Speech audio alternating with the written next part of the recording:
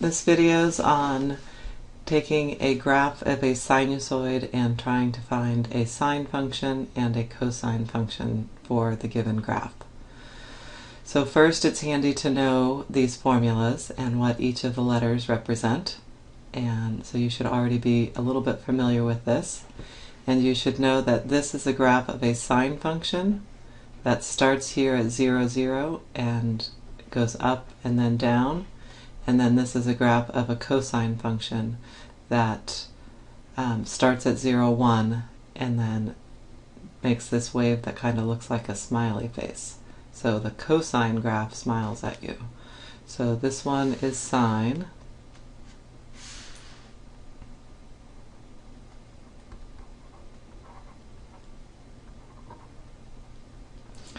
And this one is cosine.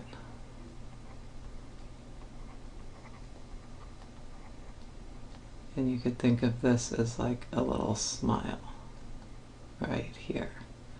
Okay, so when you look at this graph, you need to first be able to pick some points on it so that you can tell what to do, where the maximum is. So, for example, there's a maximum here, and a minimum here, and a maximum here. And so those 3 points are fairly easy to see, but then you also need to be able to find these points that are in the middle, vertically between those, and equally spaced horizontally.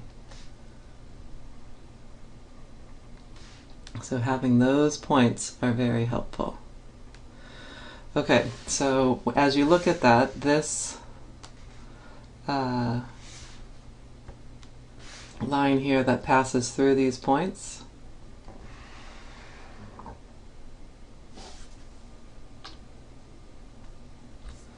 that is the vertical shift line.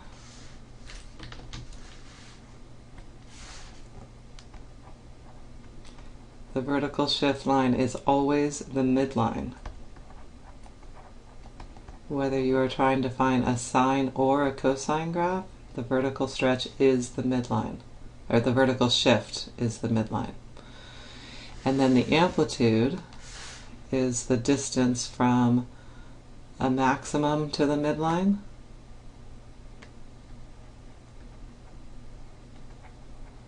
or from the midline to a minimum. So all 3 of these are amplitudes.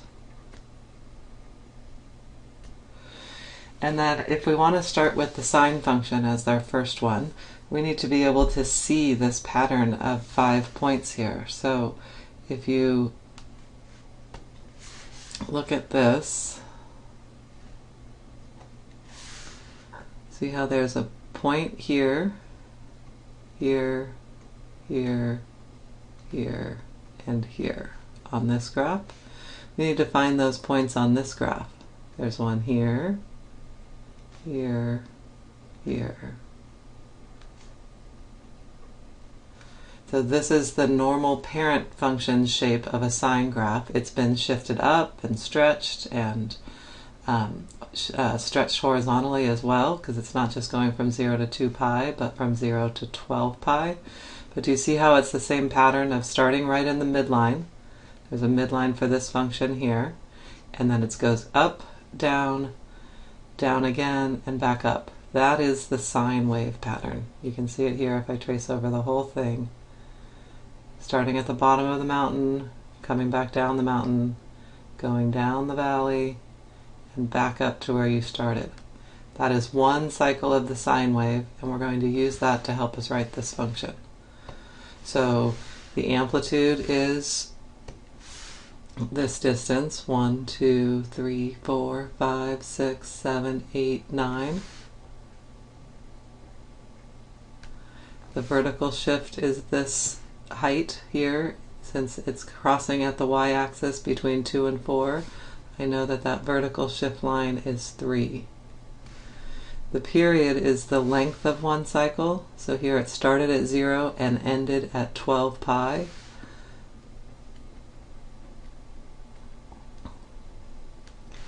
And the horizontal shift is the theta value of this point right here.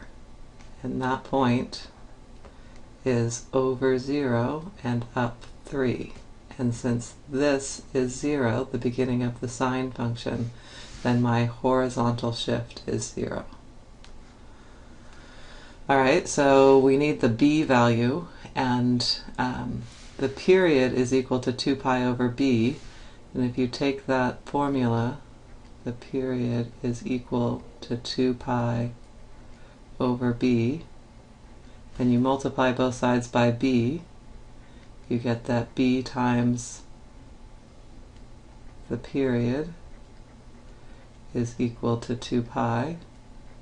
And then if you divide both sides by the period, you get that b is equal to 2 pi over the period. So it's a pretty handy formula because the b and the period can just switch places. So to get the b value, I will take 2 pi and divide by the period, which is 12 pi, which simplifies to 1/6. So in my formula, the d is the vertical shift, that goes first, plus the amplitude is 9, the b value is 1/6, then the variable theta, and then the horizontal shift is 0. So we can clean that up a little bit.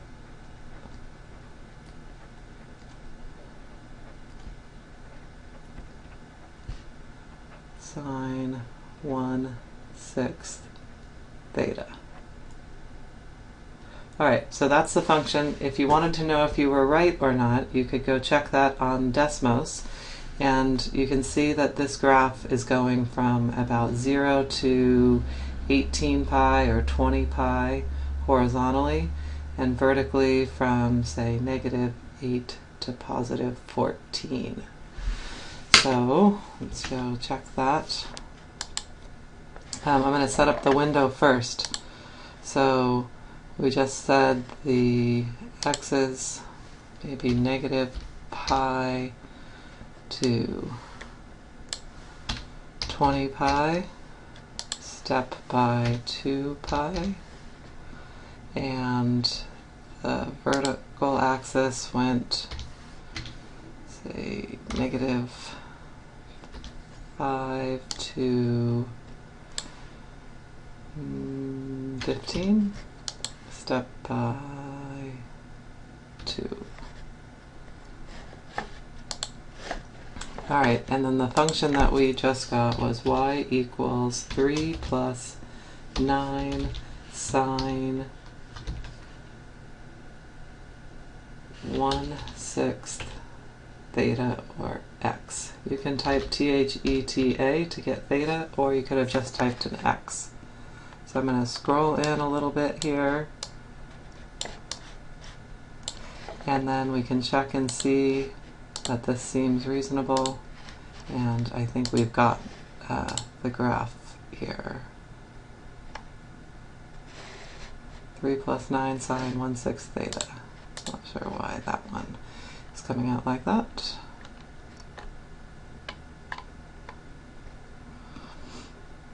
Oh, that's because it should be about right there.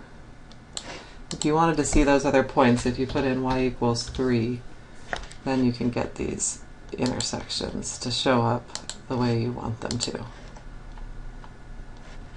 Okay, so I think that that is a reasonable graph for the given function over here.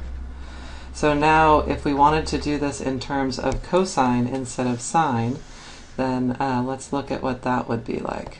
So here is the cosine points start at a maximum and then go down gradually to the minimum and then back up again to a maximum. So the cosine curve looks like this. Starts at that maximum and then comes down and back up again.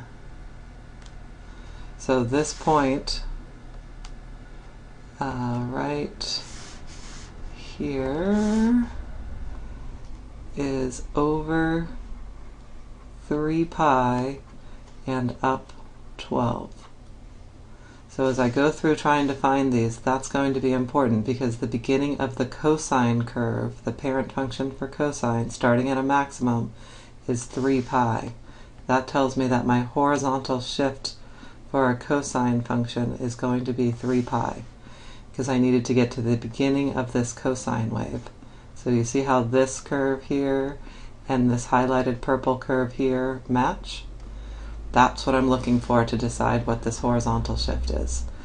And then the rest of these are the same. The amplitude is still 9. The period is still 12 pi. The b value is still 1/6. The vertical shift is still 3. Now sometimes students struggle with this vertical shift with cosine as they think that the vertical shift is 12. But the vertical shift is always the midline, no matter whether it's a sine or a cosine. So then the function is 3 plus 9 cosine 1/6 theta minus 3 pi. And then you can check to make sure that that function gives you the same graph as we have here, which is y equals 3 plus 9 cosine 1 divided by 6 parenthesis theta minus 3 pi. And then it came out right on top of the graph that we already have. You can see that the color is now red, so it's definitely right on top of there, and we've got the same points, so I know that it's right. You didn't have to use 3 pi as the starting point. You could have also used, say, 15 pi here, and it's still the same. That's because 15 pi is also the start of a cosine wave. And if you wanted to get very fancy, you could say that the cosine wave starts here at 9 pi, but then it's an upside down cosine, so you'd have to flip the function. So, for example, if I flip it upside down, but change this to a 9 pi, then I get the same function because I'm saying that it's starting here at 9 and then is this upside down cosine graph. Alright, so I hope that helps in trying to take a given sinusoidal graph and come up with both a sine function and a cosine function.